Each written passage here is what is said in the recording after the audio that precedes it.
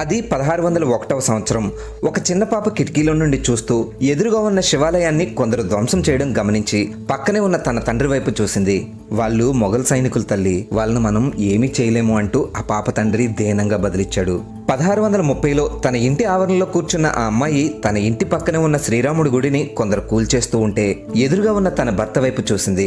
మొఘల్ సైన్యం చేతిలో మనం ఇదివరకే ఓడిపోయాం కాబట్టి వాళ్ళు ఏం చేస్తున్నా చూస్తూ ఉండడం తప్ప వాళ్ళని ఎదిరించలేమంటూ ఆమె భర్త కూడా దీనంగా బదిలిచ్చాడు. 1646లో తన ఇంటికి వచ్చిన అతిథులతో మాట్లాడుతున్న ఆవిడ తన కొడుకు ఇష్టంగా కొలిచే భవానీదేవి ఆలయాన్ని కొందరు కూల్చేయడం గమనించి తన 16 ఏళ్ల కొడుకు వైపు చూసింది. ఆ తల్లి ఆ కొడుకు వైపు చూసిన ఆ ఒక్క చూపుతో భారతదేశంలో మొఘల్స్ అనే వాళ్ళే లేకుండా చేశాడు ఆమె కొడుకు. అతడే ఛత్రపతి శివాజీ. ఆ తల్లి పేరే జీజాబాయి. బేజాపూర్ సుల్తానుల్ని, మొఘల్స్ ని శివాజీ భారతదేశం నుండి ఎలా తరిమి కొట్టాడు లాంటి ఎన్నో విషయాల్ని డీటెయిల్డ్ గా తెలుసుకోవడానికి సజెస్టెడ్ వీడియోపై క్లిక్ చేయండి.